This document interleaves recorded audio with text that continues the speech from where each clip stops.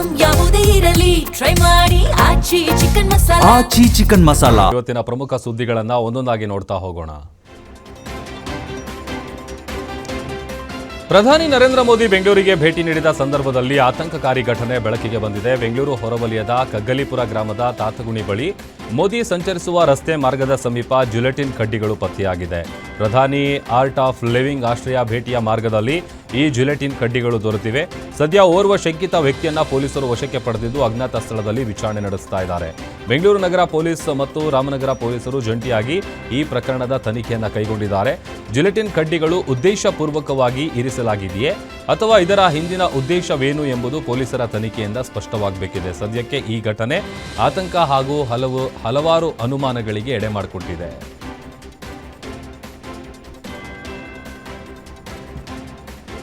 ತಮಿಳುನಾಡಿನಲ್ಲಿ ದಳಪತಿ ಯುಗಾರಂಭವಾಗಿದೆ. ಟಿವಿಕೆ ಮುಖ್ಯಸ್ಥ ದಳಪತಿ ಖ್ಯಾತಿಯ ಜೋಸೆಫ್ ವಿಜಯ್ ತಮಿಳುನಾಡಿನ 13ನೇ ಮುಖ್ಯಮಂತ್ರಿಯಾಗಿ ಅಧಿಕಾರ ಸ್ವೀಕರಿಸಿದ್ದಾರೆ.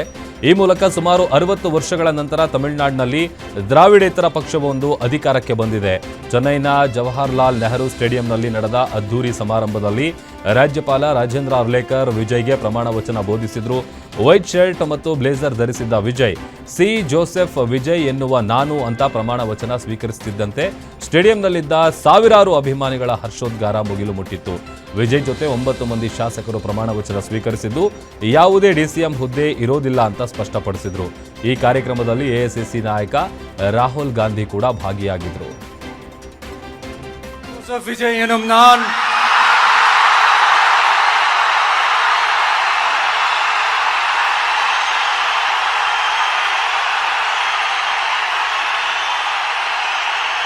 சட்டப்படி அமைக்கப்பெற்ற இந்திய அரசியல் அமைப்பின்பால் உண்மையான நம்பிக்கையும் மாறா பற்றும் கொண்டிருப்பேன் என்றும்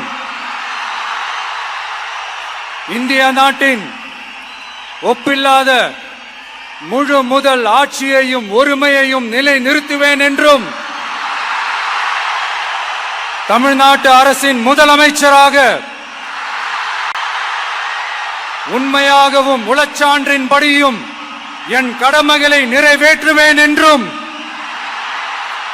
அரசியல் அமைப்பிற்கும் சட்டத்திற்கும் இணங்க அச்சமும் ஒருதலை சார்பும் இன்றி விருப்பு வெறுப்பை விலக்கி பலதரப்பட்ட மக்கள் அனைவருக்கும் நேர்மையானதை செய்வேன் என்றும் ஆண்டவன் மீது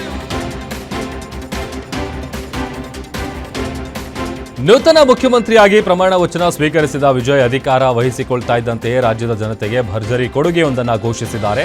ಗೃಹ ವಿದ್ಯುತ್ ಗ್ರಾಹಕರ ಹಿತದೃಷ್ಟಿಯಿಂದ 2 ತಿಂಗಳಿಗೆ 200 ಯೂನಿಟ್ಗಳವರೆಗೆ ಉಚಿತ ವಿದ್ಯುತ್ ನೀಡುವ ಮಹತ್ವದ ಯೋಜನೆಗೆ ಚಾಲನೆ ನೀಡಿದ್ದಾರೆ. ಸಾರ್ವಜನಿಕರ ಸಮ್ಮುಖದಲ್ಲೇ ಈ ಐತಿಹಾಸಿಕ ಆದೇಶಕ್ಕೆ ವಿಜಯ್ ಮೊದಲ ಸಹಿ ಹಾಕಿದ್ದಾರೆ. ಈ ಮೂಲಕ ತಮ್ಮ ಆಡಳಿತದ ಆರಂಭದಲ್ಲೇ ಜನಪರ ಕಲ್ಯಾಣ ಯೋಜನೆಗಳಿಗೆ ಆದ್ಯತೆ ನೀಡುವ ಸ್ಪಷ್ಟ ಸಂದೇಶ ರವಾನಿಸಿದ್ದಾರೆ.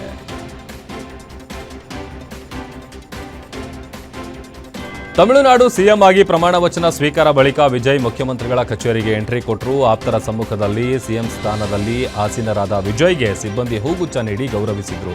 ಇದಕ್ಕೂ ಮುನ್ನ ಸಿಎಂ ಕಚೇರಿಯಲ್ಲಿದ್ದ ಸ್ಟಾಲಿನ್ ಫೋಟೋವನ್ನು ಕಿಕ್ಔಟ್ ಮಾಡಲಾಗಿದೆ.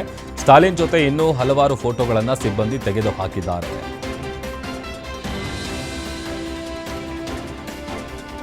ತಮಿಳುನಾಡಿನಲ್ಲಿ ದಳಪತಿ ದರ್ಬಾರ್ ಶುರುವಾಗಿದೆ. ಅಧಿಕಾರ ವಹಿಸಿಕೊಳ್ತಾ ಇದ್ದಂತೆ ಸಿನಿಮಾ ಸ್ಟೈಲ್ನಲ್ಲಿ ಅಬ್ಬರಿಸಿದ ವಿಜಯ್, ನಾನು ಭ್ರಷ್ಟಾಚಾರ ವಿರೋಧಿ, ಸರ್ಕಾರದಲ್ಲಿ ಯಾರಾದರೂ ಭ್ರಷ್ಟಾಚಾರ ಮಾಡಲು ಬಂದಿದ್ರೆ ಮರೆತು ಬಿಡಿ, ನನಗೆ ಜನರ ಹಣದಲ್ಲಿ 1 ರೂಪಾಯಿಯೂ ಬೇಡ ಅಂತ ಗುಡುಗಿದ್ರು.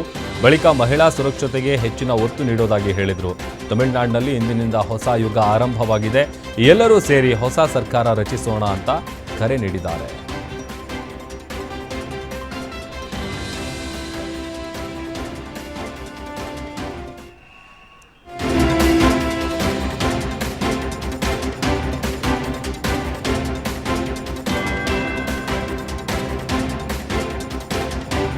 அடையும்னு இருந்த ஒரு சாதாரண அசிஸ்டன்ட் டைரக்டருக்கு பிறந்த ஒரு பிள்ளையா எனக்கும் வாழ்க்கையில வறுமைனா என்னன்னு எனக்கு நல்லாவே தெரியும், பசினா என்னன்னு எனக்கு நல்லாவே தெரியும். நான் ஒன்றும் பெரிய மன்னர் பரம்பரையிலிருந்தெல்லாம் வந்துடல.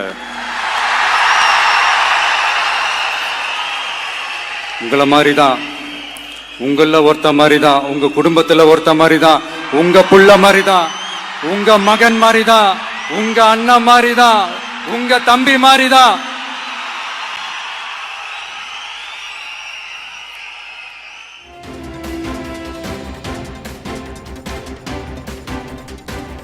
ಇನ್ನು ತಮಿಳುನಾಡಿನ ನೂತನ ಸಿಎಂ ವಿಜಯ್ಗೆ ಪ್ರಧಾನಿ ನರೇಂದ್ರ ಮೋದಿ ಅಭಿನಂದನೆ ಸಲ್ಲಿಸಿದ್ದಾರೆ. ತಮ್ಮ ಎಕ್ಸ್ ಖಾತೆಯಲ್ಲಿ ವಿಜಯ್ ಅವರ ಮುಂದಿನ ಅಧಿಕಾರಾವಧಿಗೆ ಶುಭ ಕೋರಿದ್ದಾರೆ.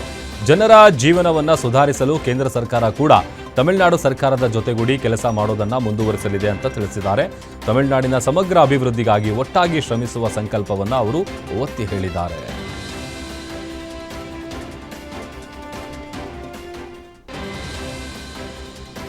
ವಿಜಯ್ ಪ್ರಮಾಣ ವಚನ ಸಮಾರಂಭಕ್ಕೆ ಸಹನಟಿ ತ್ರಿಷಾ ಕೃಷ್ಣನ್ ಕೂಡ ಆಗಮಿಸಿ ಶುಭ ಹಾರೈಸಿದ್ರು. ನೀಲಿ ಬಣ್ಣದ ರೇಷ್ಮೆ ಸೀರೆಯಲ್ಲಿ ಮಿಂಚುತ್ತಾ ವಿಜಯ್ ಪೋಷಕರ ಪಕ್ಕವೇ ಮೊದಲ ಸಾಲಿನಲ್ಲಿ ಕುಳಿತು ಪ್ರಮಾಣ ವಚನ ಸಮಾರಂಭ ವೀಕ್ಷಿಸಿದ್ರು. ಟಿವಿಕೆ ಮುಖ್ಯಸ್ಥ ವಿಜಯ್ ಜೊತೆ ತ್ರಿಷಾ ಆತ್ಮೀಯ ಸಂಬಂಧ ಹೊಂದಿದ್ದಾರೆ. ಪ್ರಮಾಣ ವಚನ ಸ್ವೀಕಾರ ಸಮಾರಂಭಕ್ಕೂ ಮುನ್ನವೇ ತ್ರಿಷಾ ನೆಹರು ಸ್ಟೇಡಿಯಂ ಬಂದಿದ್ರು. ಇನ್ನು ತ್ರಿಷಾ ನೋಡಿದ ಅಭಿಮಾನಿಗಳು ಫುಲ್ ಖುಷಿಯಾಗಿದ್ರು.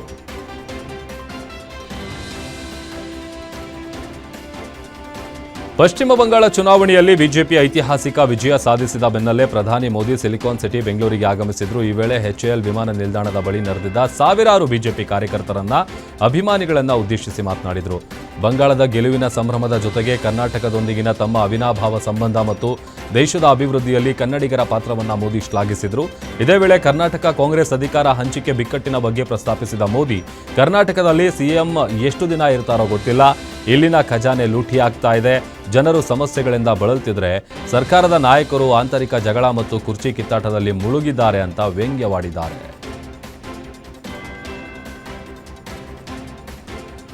ಬೆಂಗಳೂರಲ್ಲಿ ಪ್ರಧಾನಿ ಮೋದಿ ಕಾಂಗ್ರೆಸ್ ಸಿಎಂಗಳ ವಿಚಾರ ಪ್ರಸ್ತಾಪಕ್ಕೆ ಸತೀಶ್ ಜಾರಕಿಹೊಳಿ ಪ್ರತಿಕ್ರಿಯಿಸಿದ್ದಾರೆ. ರಾಯಚೂರಿನಲ್ಲಿ ಮಾತನಾಡಿದ ಸತೀಶ್ ಜಾರಕಿಹೊಳಿ, ಮೋದಿ ಅವರು ಯಾವ ದೃಷ್ಟಿಯಿಂದ ಹೇಳಿದಾರೋ ಗೊತ್ತಿಲ್ಲ. ನಮ್ಮ ಸರ್ಕಾರ ಕೇರಳದಲ್ಲಿರುತ್ತೆ, ಕರ್ನಾಟಕದಲ್ಲಿ 5 ವರ್ಷ ಇದ್ದೇ ಇರುತ್ತೆ. ನಾಯಕತ್ವಕ್ಕಾಗಿ ಕಾದಾಟ ಇರಬಹುದು, ಹೊಡೆದಾಟ ಇರಬಹುದು, ಘರ್ಷಣೆ ಇರಬಹುದು, ಅದು ನಮ್ಮ ಪಕ್ಷಕ್ಕೆ ಸಂಬಂಧಿಸಿದ್ದು. ಅದನ್ನ ವರಿಷ್ಠರು ಬಗೆಹರಿಸ್ತಾರೆ ಅಂತ ಹೇಳಿದ್ದಾರೆ.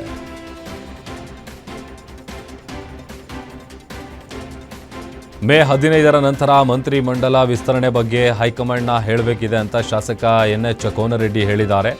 ಧಾರವಾಡದಲ್ಲಿ ಮಾತನಾಡಿದ ಅವರು, ಕೇರಳ ಮತ್ತು ತಮಿಳುನಾಡಿನ ಸ್ಥಿತಿಗತಿ ನೋಡಿ ಹೈಕಮಾಂಡ್ ಸಿಎಂನ ಕರೆದು ಮಾತಾಡಬೇಕು, ಆಗ ಎಲ್ಲವೂ ಬಗೆಹರಿಯುತ್ತೆ. ನಮ್ಮಂಥವರು ಅದಕ್ಕೆ ಉತ್ತರ ಹೇಳುವಂಥದ್ದು ಏನಿಲ್ಲ. ಹೈಕಮಾಂಡ್ ಏನು ತೀರ್ಮಾನ ತೆಗೆದುಕೊಳ್ತಾರೋ ಅದೇ ಫೈನಲ್ ಅಂತ ಹೇಳಿದ್ದಾರೆ.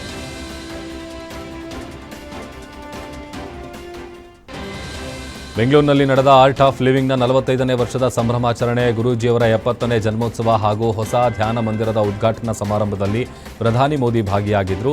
ಈ ವೇಳೆ ಮಾತನಾಡಿದ ಶ್ರೀ ಶ್ರೀ ರವಿಶಂಕರ್ ಗುರೂಜಿ, ಪ್ರಧಾನಿ ಮೋದಿಯವರನ್ನ ನೈಜ ಯೋಗಿ ಎಂದು ಶ್ಲಾಘಿಸಿದ್ದಾರೆ. ಭಾರತವು ಆರ್ಥಿಕವಾಗಿ 3ನೇ ಸ್ಥಾನಕ್ಕೆ ಏರಿರುವುದಕ್ಕೆ ಮೋದಿಯೇ ಕಾರಣವೆಂದ ಅವರು, ರಾಮಮಂದಿರ ನಿರ್ಮಾಣದಲ್ಲಿ ಕರ್ನಾಟಕದ ಶಿಲೆ ಹಾಗೂ ಶಿಲ್ಪಿಯ ಕೊಡುಗೆಯನ್ನ ಸ್ಮರಿಸಿದ್ದಾರೆ. ಮೋದಿ ಉಪಸ್ಥಿತಿಯಲ್ಲಿ ನಡೆದ ಈ ಕಾರ್ಯಕ್ರಮದಲ್ಲಿ ವಿಶ್ವದ ನಾನಾ ಭಾಗಗಳಿಂದ ಭಕ್ತರು ಭಾಗಿಯಾಗಿದ್ದರು.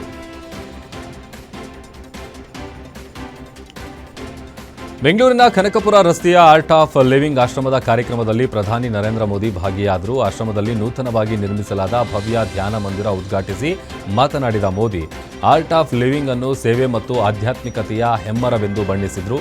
ಗುರೂಜಿಯವರ ಮತ್ತು ಆಶ್ರಮದ ಸೇವಾ ಕಾರ್ಯಗಳು ಭಾರತವನ್ನ ವಿಶ್ವಗುರುವನ್ನಾಗಿಸುವಲ್ಲಿ ಪ್ರಮುಖ ಪಾತ್ರ ವಹಿಸುತ್ತಿವೆ ಎಂದು ಶ್ಲಾಘಿಸಿದ್ದಾರೆ.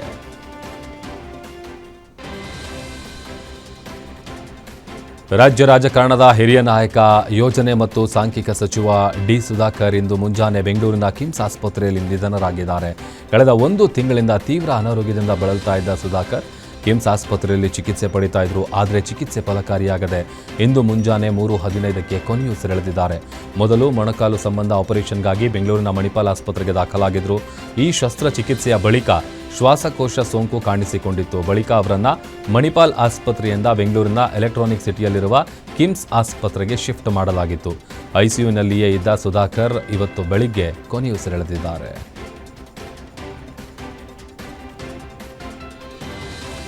ನೆಚ್ಚಿನ ನಾಯಕ ಡಿ ಸುಧಾಕರನ್ನ ಕಳೆದುಕೊಂಡ ಚಿತ್ರದುರ್ಗ ಜನ ಶಾಕ್ನಲ್ಲಿದ್ದಾರೆ. ಮಹಿಳಾ ಅಭಿಮಾನಿಗಳು ಶೋಕ ಸಾಗರದಲ್ಲಿ ಮುಳುಗಿದ್ದು ಕಣ್ಣೀರು ಹಾಕ್ತಾ ಇದ್ದಾರೆ. ಡಿ ಸುಧಾಕರ್ ನೆನಪು ಮಾಡಿಕೊಂಡು ಬಿಕ್ಕಿ ಬಿಕ್ಕಿ ಹತ್ತಿದ್ದಾರೆ. ಹಿರಿಯೂರು ನೆಹರು ಮೈದಾನದಲ್ಲಿ ಸುಧಾಕರ್ ಪಾರ್ಥಿವ ಶರೀರ ಅಂತಿಮ ದರ್ಶನಕ್ಕೆ ವ್ಯವಸ್ಥೆ ಮಾಡಲಾಗಿದ್ದು ಜನರು ಸರತಿ ಸಾಲಿನಲ್ಲಿ ಬಂದು ನಮನ ಸಲ್ಲಿಸುತ್ತಿದ್ದಾರೆ. ಇತ್ತ ಚಳ್ಳಕೆರೆ ನಿವಾಸದಲ್ಲಿ ನೀರವ ಮೌನ ಆವರಿಸಿದೆ.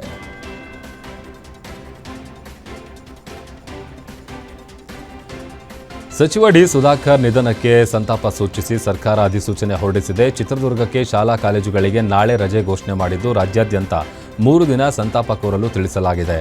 ಮೃತರ ಗೌರವಾರ್ಥ ಅಂತ್ಯಕ್ರಿಯೆಯನ್ನು ಸಕಲ ಸರ್ಕಾರಿ ಗೌರವಗಳೊಂದಿಗೆ ನೆರವೇರಿಸಲು ಸರ್ಕಾರ ಆದೇಶಿಸಿದೆ.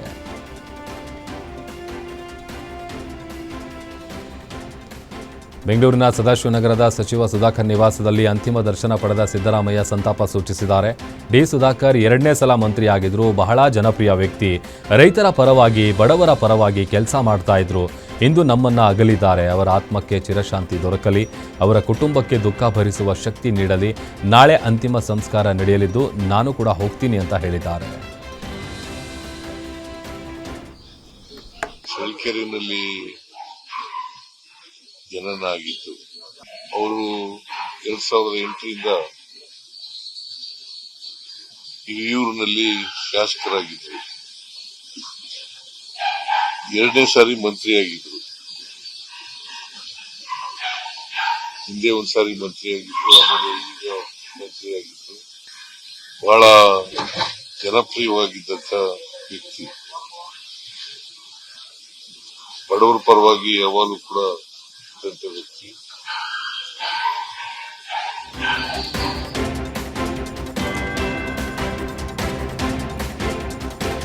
ಸಚಿವ ಡಿ ಸುಧಾಕರ್ ಭದ್ರಾ ಮೇಲ್ದಂಡೆ ಯೋಜನೆ ಜಾರಿಗೆ ಹೋರಾಟ ಮಾಡಿದ್ರು. ಅವರ ಸ್ಮರಣಾರ್ಥ ನೀರಾವರಿ ಯೋಜನೆಗೆ ಸುಧಾಕರ್ ಹೆಸರಿಡಲು ಆಲೋಚನೆ ಮಾಡಲಾಗುವುದು ಅಂತ ಡಿಸಿಎಂ ಡಿಕೆ ಶಿವಕುಮಾರ್ ಹೇಳಿದ್ದಾರೆ. ಸದಾಶಿವನಗರ ನಿವಾಸದಲ್ಲಿ ಮಾತನಾಡಿದ ಅವರು, ಇಂದು ನಮ್ಮ ಪಾಲಿಗೆ ಬಹಳ ದುಃಖದ ದಿನ. ನನ್ನ ಆಪ್ತ ಮಿತ್ರ ಹಾಗೂ ನಮ್ಮ ಸರ್ಕಾರದ ಸಚಿವ ಡಿ ಸುಧಾಕರ್ ನಮ್ಮನ್ನು ಅಗಲಿದ್ದಾರೆ. ಅವರು ನನ್ನ ಜೊತೆ ಬಹಳ ಒಡನಾಟ ಇಟ್ಕೊಂಡಿದ್ರು. ಅವರನ್ನು ಕಳೆದುಕೊಂಡು ಬಹಳ ದುಃಖ ಆಗಿದೆ ಅಂತ ಹೇಳಿದ್ದಾರೆ.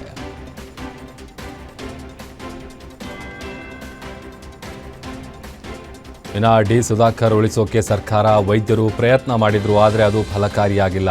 ಅವರನ್ನು ಕಳ್ಕೊಂಡು ಬಹಳ ದುಃಖ ಆಗಿದೆ ಅಂತ ಸಚಿವ ಸತೀಶ್ ಜಾರಕಿಹೊಳಿ ಸಂತಾಪ ಸೂಚಿಸಿದ್ದಾರೆ. ರಾಯಚೂರಿನಲ್ಲಿ ಮಾತನಾಡಿದ ಅವರು, ನಾಳೆ ಚಳ್ಳಕೆರೆಯಲ್ಲಿ ಅಂತ್ಯ ಸಂಸ್ಕಾರ ನಡೆಯುತ್ತೆ. ನಾವು ಕೂಡ ಅಲ್ಲಿ ಭಾಗವಹಿಸುತ್ತೇವೆ. ಸುಧಾಕರ್ ನಿಧನದಿಂದಾಗಿ ಬಹಳ ದುಃಖವಾಗಿದೆ ಅಂತ ಹೇಳಿದ್ದಾರೆ.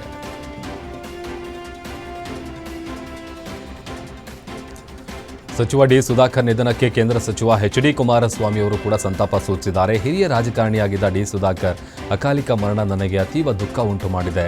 ಜನಾನುರಾಗಿ ನಾಯಕರಾಗಿದ್ದ ಅವರ ನಿಧನ ರಾಜ್ಯಕ್ಕೆ ಆಗಿರುವ ಬಹುದೊಡ್ಡ ನಷ್ಟ. ಮೃತರ ಆತ್ಮಕ್ಕೆ ಆ ಭಗವಂತ ಚಿರಶಾಂತಿ ನೀಡಲಿ. ಈ ದುಃಖವನ್ನು ಭರಿಸುವ ಶಕ್ತಿಯನ್ನು ಅವರ ಕುಟುಂಬಕ್ಕೆ ದಯಪಾಲಿಸಲಿ ಎಂದು ಪ್ರಾರ್ಥಿಸುತ್ತೇನೆ. ಓಂ ಶಾಂತಿ ಎಂದಿದ್ದಾರೆ.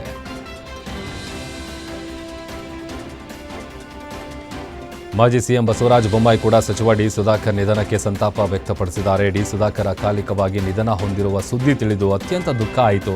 ಅವರ ನಿಧನದಿಂದ ರಾಜ್ಯ ರಾಜಕಾರಣ ಮತ್ತು ಹಿರಿಯೂರು ಕ್ಷೇತ್ರದ ಜನತೆಗೆ ತುಂಬಲಾರದ ನಷ್ಟ ಉಂಟಾಗಿದೆ. ಅವರ ಅಗಲಿಕೆಯ ದುಃಖವನ್ನು ಭರಿಸುವ ಶಕ್ತಿಯನ್ನು ಭಗವಂತ ಅವರ ಕುಟುಂಬ ಮತ್ತು ಅಭಿಮಾನಿಗಳಿಗೆ ಕರುಣಿಸಲಿ. ಅವರ ಆತ್ಮಕ್ಕೆ ಚಿರಶಾಂತಿ ನೀಡಲಿ ಎಂದಿದ್ದಾರೆ. ಬೆಂಗಳೂರಿನಲ್ಲಿ ಲವರ್ ಜೊತೆ ಯುವತಿ ಪರಾರಿಯಾಗಿದ್ದಕ್ಕೆ ಯುವಕನ ಅಣ್ಣನಿಗೆ ಶಿಕ್ಷೆಯಾಗಿದೆ. ಹೌದು, ಖಾಸಗಿ ಕಾಲೇಜು ವಿದ್ಯಾರ್ಥಿನಿ ರಶ್ಮಿ ಜೊತೆ ಅರ್ಚಕ ಶಿವು ಲವ್ನಲ್ಲಿದ್ದರು. ಮನೆಯವರು ಒಪ್ಪದಿದ್ದಕ್ಕೆ ಶಿವು ಜೊತೆ ಯುವತಿ ಎಸ್ಕೇಪ್ ಆಗಿದ್ಲು. ಹೀಗಾಗಿ ವಿಶ್ವೇಶ್ವರಯ್ಯ ಲೇಔಟ್ನಲ್ಲಿ ವಾಸವಾಗಿದ್ದ ಶಿವು ಸಹೋದರನನ್ನ ರಶ್ಮಿ ತಂದೆ ಬಸವರಾಜ್ ಕಿಡ್ನಾಪ್ ಮಾಡಿಸಿ ಕೈಕಾಲು ಕಟ್ಟಿ ಹಾಕಿ ಮನಸೋ ಇಚ್ಛೆ ಹಲ್ಲೆ ಮಾಡಿದ್ದಾರೆ. ಅಲ್ಲದೆ ಹಲ್ಲೆ ವಿಡಿಯೋವನ್ನ ರಶ್ಮಿ ತಂದೆ ಶಿವುಗೆ ಕಳಿಸಿದ್ದಾರೆ. ಈ ಸಂಬಂಧ ಬ್ಯಾಡರಹಳ್ಳಿ ಪೊಲೀಸ್ ಠಾಣೆಯಲ್ಲಿ ಕಿಡ್ನಾಪ್ ಕೇಸ್ ದಾಖಲಾಗಿದೆ.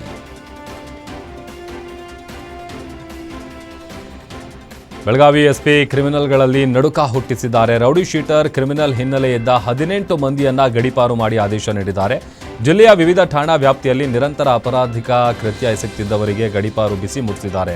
ರೀಲ್ಸ್ ಮಾಡಿ ಹವಾ ಸೃಷ್ಟಿಸುತ್ತಿದ್ದವರು, ಗಾಂಜಾ ಮಟ್ಕ ಜನರಿಗೆ ಬೆದರಿಕೆ ಹಾಕ್ತಿದ್ದ ಕ್ರಿಮಿನಲ್ಗಳಿಗೆ 3, 6, 8 ಹಾಗೂ 1 ವರ್ಷಗಳ ಕಾಲ ಬೆಳಗಾವಿ ಜಿಲ್ಲೆಯಿಂದ ಗಡೀಪಾರು ಮಾಡಲಾಗಿದೆ.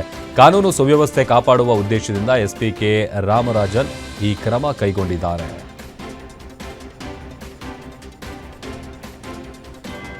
ವಾಟರ್ ಫಿಲ್ಟರ್ ಕಾಮಗಾರಿ ವಿಚಾರವಾಗಿ 2 ಗುಂಪುಗಳ ನಡುವೆ ಮಾರಾಮಾರಿ ನಡೆದಿರುವ ಘಟನೆ ದೇವನಹಳ್ಳಿ ತಾಲೂಕಿನ ಸಾವಕನಹಳ್ಳಿ ಗ್ರಾಮದಲ್ಲಿ ನಡೆದಿದೆ. ಸ್ಮಶಾನದಲ್ಲಿ ವಾಟರ್ ಫಿಲ್ಟರ್ ಬೇಡ, ಗ್ರಾಮದ ಮಧ್ಯದಲ್ಲಿ ಮಾಡಿ ಎಂದಿದ್ದಕ್ಕೆ ಹಲ್ಲೆ ನಡೆದಿದೆ. ಗ್ರಾಮದ ಮುನಿರಾಜು ಮತ್ತು ಇತರರ ಮೇಲೆ ಹೇಮಂತ್, ರಾಜೇಶ್, ಕೃಷ್ಣ ಎಂಬುವವರಿಂದ ಮಾರಣಾಂತಿಕ ಹಲ್ಲೆ ಆಗಿದೆ. ಹಲ್ಲೆಗೆ ಒಳಗಾದವರನ್ನ ದೇವನಹಳ್ಳಿ ಸರ್ಕಾರಿ ಆಸ್ಪತ್ರೆಗೆ ರವಾನಿಸಲಾಗಿದೆ. ಕೂಡಲೇ ಹಲ್ಲೆ ಮಾಡಿದವರ ವಿರುದ್ಧ ಕ್ರಮ ಆಗಬೇಕಂತ ಗ್ರಾಮಸ್ಥರು ಪಟ್ಟು ಹಿಡಿದಿದ್ದಾರೆ.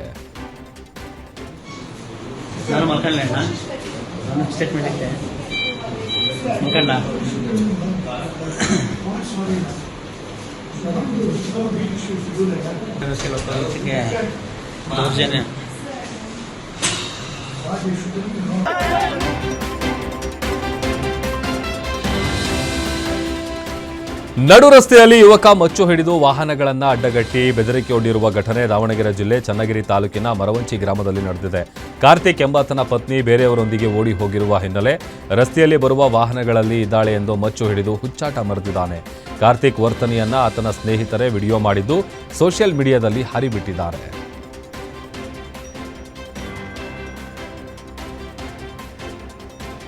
ಎಣ್ಣೆ ಮತ್ತಿನಲ್ಲಿ ಯುವಕ ನೇಣಿಗೆ ಶರಣಾಗಿರುವ ಘಟನೆ ಬೆಂಗಳೂರು ಉತ್ತರ ತಾಲೂಕಿನ ಲಕ್ಷ್ಮೀಪುರದಲ್ಲಿ ನಡೆದಿದೆ.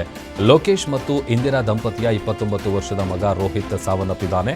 ತನ್ನದೇ ಕಾರಿಗೆ ಚಾಲಕನಾಗಿ ದುಡಿತಾ ಇದ್ದ ರೋಹಿತ್ ಅತಿಯಾದ ಎಣ್ಣೆ ಚಟಕ್ಕೆ ಬಿದ್ದಿದ್ದ. ಮನೆಯಲ್ಲಿ ಯಾರೂ ಇಲ್ಲದ ವೇಳೆ ನೇಣಿಗೆ ಶರಣಾಗಿದ್ದಾನೆ. ಈ ಸಂಬಂಧ ಮಾದನಾಯಕನಹಳ್ಳಿ ಪೊಲೀಸ್ ಠಾಣೆಯಲ್ಲಿ ಪ್ರಕರಣ ಕೂಡ ದಾಖಲಾಗಿದೆ.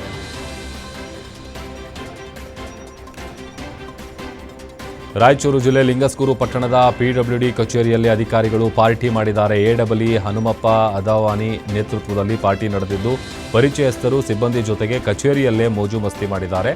ಇಲಾಖೆ ನಿಯಮಗಳನ್ನು ಗಾಳಿಗೆ ತೂರಿ ತಡರಾತ್ರಿವರೆಗೂ ಪಾರ್ಟಿ ನಡೆಸಿದ ವಿಡಿಯೋ ಇದೀಗ ಫುಲ್ ವೈರಲ್ ಆಗಿದೆ. ತಪ್ಪಿತಸ್ಥ ಅಧಿಕಾರಿಗಳು ಸಿಬ್ಬಂದಿಯ ವಿರುದ್ಧ ಕ್ರಮಕ್ಕೆ ಸಾರ್ವಜನಿಕರು ಆಗ್ರಹಿಸಿದ್ದಾರೆ.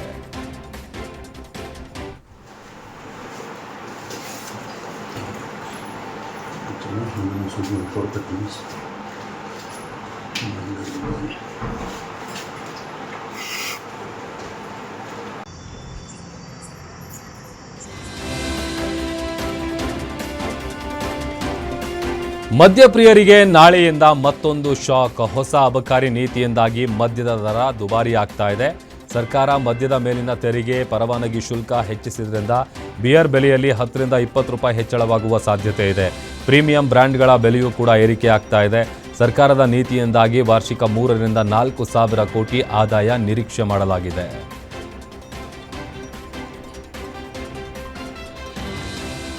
ಚಾಮರಾಜನಗರದ ಮಲೆಮಹದೇಶ್ವರ ಬೆಟ್ಟದ ನಾಗಮಲೆ ಹಾದಿಯಲ್ಲಿ ನರಭಕ್ಷಕ ಚಿರತೆಯ ಅಟ್ಟಹಾಸ ಹೆಚ್ಚಾಗಿದೆ.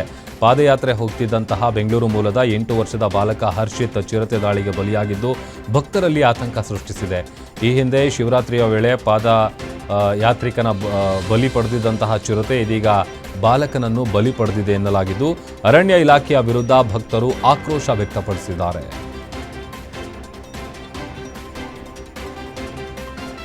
ಕೋಲಾರ ಹೊರವಲಯದ ಟಮಕಕೂಡ ಲೇಔಟ್ನಲ್ಲಿ ನಾಯಿಗಳ ದಾಳಿಗೆ ಜಿಂಕೆ ಬಲಿಯಾಗಿದೆ. ಅನ್ನ ನೀರು ಅರಸಿ ಕಾಡಿನಿಂದ ನಾಡಿಗೆ ಬಂದಿದ್ದ ಜಿಂಕೆಯನ್ನ ನಾಯಿಗಳ ಹಿಂಡು ಕಚ್ಚಿ ತಿಂದು ಹಾಕಿವೆ. ಸ್ಥಳಕ್ಕೆ ಅರಣ್ಯ ಇಲಾಖೆ ಸಿಬ್ಬಂದಿ ಭೇಟಿ ನೀಡಿ ಪರಿಶೀಲನೆ ನಡೆಸಿದ್ದಾರೆ. ಜಿಂಕೆಯ ಮರಣೋತ್ತರ ಪರೀಕ್ಷೆಯ ಬಳಿಕ ಅಂತ್ಯ ಸಂಸ್ಕಾರ ಮಾಡಲಾಯಿತು.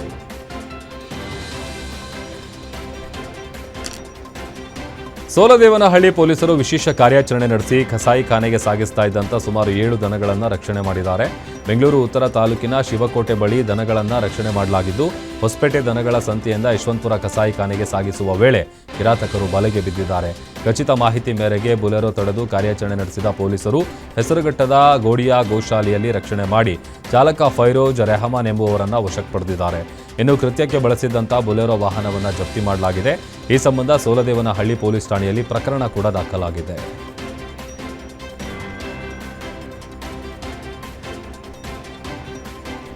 ಚಿಕ್ಕಬಳ್ಳಾಪುರದ ಸುಪ್ರಸಿದ್ಧ ರಂಗಸ್ಥಳ ದೇವಸ್ಥಾನದ ಬಳಿ ಪ್ರವಾಸಿಗರ ಮೇಲೆ ಹೆಜ್ಜೆನುಗಳು ಭೀಕರ ದಾಳಿ ನಡೆಸಿವೆ. ಬೆಂಗಳೂರಿನಿಂದ ಪ್ರವಾಸಕ್ಕೆ ಬಂದಿದ್ದ ಸುಮಾರು 30ಕ್ಕೂ ಅಧಿಕ ಪ್ರವಾಸಿಗರು ಈ ದಾಳಿಗೆ ತುತ್ತಾಗಿದ್ದಾರೆ. ದೇವಸ್ಥಾನದ ಆವರಣದಲ್ಲಿದ್ದ ಹೆಜ್ಜೆನುಗಳು ದಿಢೀರನೆ ಗುಂಪಾಗಿ ದಾಳಿ ಮಾಡಿದ ಪರಿಣಾಮ ಹಲವು ಪ್ರವಾಸಿಗರು ಸ್ಥಳದಲ್ಲಿ ಅಸ್ವಸ್ಥಗೊಂಡಿದ್ದಾರೆ. ತಕ್ಷಣವೇ ಎಚ್ಚೆತ್ತ ಸ್ಥಳೀಯರು ಗಾಯಾಳುಗಳನ್ನು ಚಿಕ್ಕಬಳ್ಳಾಪುರ ಜಿಲ್ಲಾಸ್ಪತ್ರೆಗೆ ದಾಖಲಿಸಿದ್ದು ಸದ್ಯ ಎಲ್ಲರಿಗೂ ಕೂಡ ಚಿಕಿತ್ಸೆ ನೀಡಲಾಗ್ತಾ ಇದೆ. ರಂಗಸ್ಥಳದಂತಹ ಪ್ರವಾಸಿ ತಾಣದಲ್ಲಿ ನಡೆದ ಈ ಘಟನೆಯಿಂದ ಪ್ರವಾಸಿಗರು ಕೆಲಕಾಲ ಆತಂಕಕ್ಕೀಡಾಗಿದ್ದರು.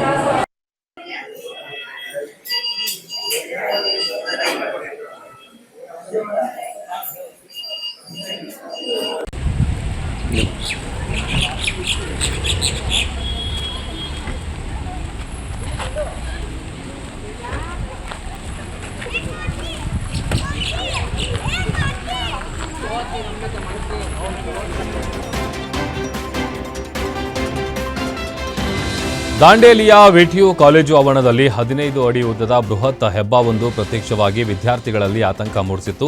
ಕಾಲೇಜಿನ ಗಟಾರಿನಲ್ಲಿ ಹೊಂಚು ಹಾಕ್ತಿದ್ದ ಈ ಬೃಹತ್ ಹಾವನ್ನ ಕಂಡು ವಿದ್ಯಾರ್ಥಿಗಳು ಕೂಡಲೇ ಅರಣ್ಯ ಇಲಾಖೆಗೆ ಮಾಹಿತಿ ನೀಡಿದ್ರು. ಸ್ಥಳಕ್ಕೆ ಧಾವಿಸಿದ ಉರಗ ತಜ್ಞ ರಾಜಾಕ್ಷ ಮತ್ತು ಅರಣ್ಯ ಸಿಬ್ಬಂದಿ ಕಾರ್ಯಾಚರಣೆ ನಡೆಸಿದ್ದಾರೆ. ಈ ವೇಳೆ ಹಾವನ್ನ ಹಿಡಿಯುವ ಹಂತದಲ್ಲಿ ಹೆಬ್ಬಾವು ದಿಢೀರ್ ದಾಳಿಗೆ ಮುಂದಾದಾಗ ರಾಜಾಕ್ಷ ಅವರು ಕೂದಲೆಳೆಯ ಅಂತರದಲ್ಲಿ ಪ್ರಾಣಾಪಾಯದಿಂದ ಪಾರಾದರು. ಕೊನೆಗೆ ಎಲ್ಲರ ಸಹಕಾರದೊಂದಿಗೆ ಹೆಬ್ಬಾವನ್ನ ಸುರಕ್ಷಿತವಾಗಿ ಸೆರೆ ಹಿಡಿದು ಕಾಡಿಗೆ ಬಿಡಲಾಯಿತು. ಪ್ರಾಣದ ಹಂಗು ತೊರೆದು ಕಾರ್ಯಾಚರಣೆ ನಡೆಸಿದ ರಾಜಾಕ್ಷ ಅವರ ಸಾಹಸಕ್ಕೆ ಸಾರ್ವಜನಿಕರು ಮೆಚ್ಚುಗೆ ವ್ಯಕ್ತಪಡಿಸಿದ್ದಾರೆ.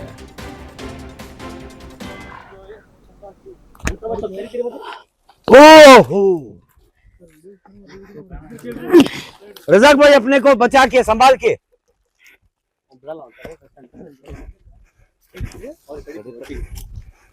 रज़ाक भाई अपने को बचा के संभाल के बैटरी पकड़ो ये बैटरी इधर लगा लाओ बैटरी दे इधर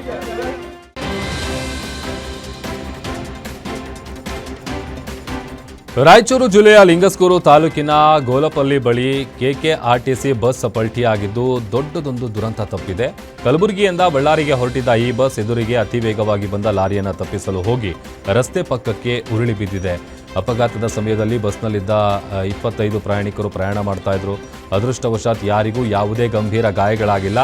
ಎಲ್ಲರೂ ಕೂದಲೆಳೆಯ ಅಂತರದಲ್ಲಿ ಪಾರಾಗಿದ್ದಾರೆ. ಘಟನೆ ನಡೆದ ಗೋಲಪಲ್ಲಿ ಭಾಗವು ಈಗಾಗಲೇ ಅಪಘಾತ ವಲಯ ಎಂದೇ ಕುಖ್ಯಾತಿ ಪಡೆದಿದೆ. ಹಟ್ಟಿ ಪೊಲೀಸ್ ಠಾಣಾ ವ್ಯಾಪ್ತಿಯಲ್ಲಿ ಈ ಪ್ರಕರಣ ದಾಖಲಾಗಿದೆ.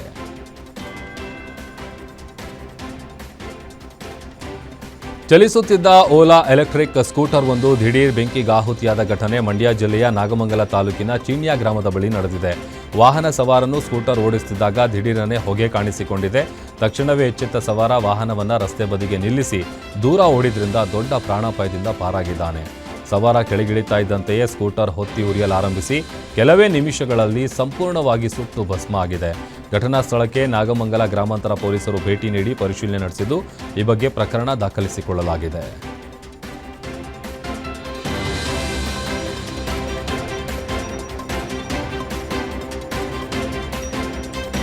ಇದಿಷ್ಟು ಇವರೆಗಿನ ಪ್ರಮುಖ ಅಪ್ಡೇಟ್ಸ್. ನೋಡ್ತಾರೆ ಗ್ಯಾರಂಟಿ ನ್ಯೂಸ್, ಸುದ್ದಿ ಖಚಿತ, ನ್ಯಾಯ ನಿಶ್ಚಿತ.